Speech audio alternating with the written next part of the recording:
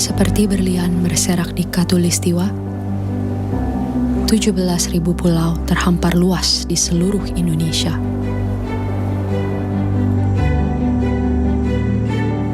Lebih dari 700 bahasa, 300 suku, beragam budaya dan agama, tak mampu menghalangi kita menjadi bangsa yang satu.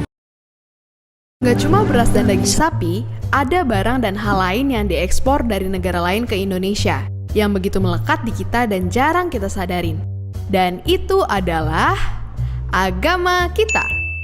Sebagian kepercayaan yang kita anut ini masuk secara berkala di rentang sejarah Indonesia. Agama Hindu dan Buddha dibawa sama orang India. Agama Islam disebarkan oleh orang Gujarat dan Persia. Agama Kristen Protestan dan Katolik nyusul bareng orang Portugis dan Belanda. Dan orang Tiongkok pun ikut ngebawa Konghucu ke Nusantara. Indonesia menghargai perbedaan dan keberagaman sebagai kekayaan. Indonesia juga mengatur dan menetapkan setiap hak warga negara dengan baik. Sebagai contoh, dalam Undang-Undang Dasar 1945, Pasal 29 ayat 2, urusan agama telah dibebaskan.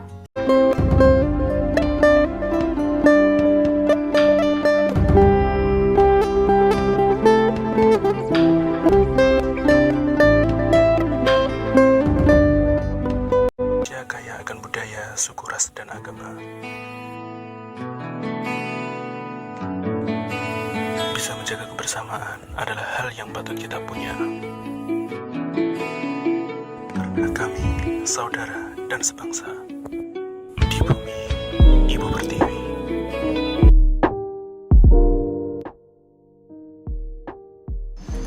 Indonesia adalah sebuah negara dengan segala kekayaannya. Menurut Roloff Cronenberg, negara adalah suatu organisasi yang timbul karena kehendak dari suatu golongan atau bangsanya sendiri. Indonesia yang terbentuk dari berbagai macam suku, bangsa, budaya, dan agama, sudah sepantasnya kita sebagai warga negara Indonesia mencintai tanah air kita dan selalu siap siaga dalam membela NKRI.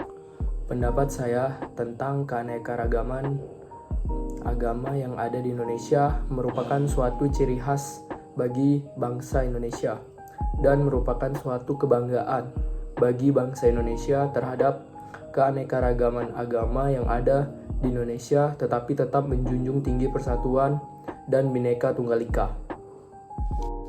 Keanekaragaman agama di Indonesia adalah kekayaan budaya yang memperkaya dan memperkuat bangsa. Penting untuk dihargai, dijaga sebagai landasan untuk harmoni sosial dan kerukunan antar umat beragama. Keanekaragaman agama memberi kita pemahaman yang lebih luas tentang pandangan dunia dan nilai-nilai yang berbeda, memperkaya perspektif kita, mendorong toleransi, kerjasama, dan penghargaan terhadap perbedaan, serta memperkuat ikatan sosial dan kultural di antara masyarakat. Tak hanya kaya akan sumber daya alam dan budayanya, Indonesia juga memiliki keberagaman agama yang dianut masyarakatnya. Dapat kita lihat pada sila pertama Pancasila, yaitu ketuhanan yang Maha Esa, yang artinya memberikan kebebasan kepada setiap individu untuk meyakini kepercayaan masing-masing. Jadi dari suku manapun kita, dari keturunan apapun kita, dari agama apapun kita adalah satu, bangsa Indonesia. Keberagaman agama di Indonesia bisa disebut multikultural. Meskipun mayoritas agama di Indonesia itu beragama Muslim, namun sekarang antar umat beragama bisa dibilang sangat saling menghormati dan menjaga kerukunan. Contoh kasus yang lagi happening kemarin pas bulan Ramadan, kita tidak asing dengan istilah war takjil. Itu merupakan salah satu ajang untuk seru-seruan, bukan menjadi ajang sebagai senggol-senggolan atau baper karena perbedaan agama.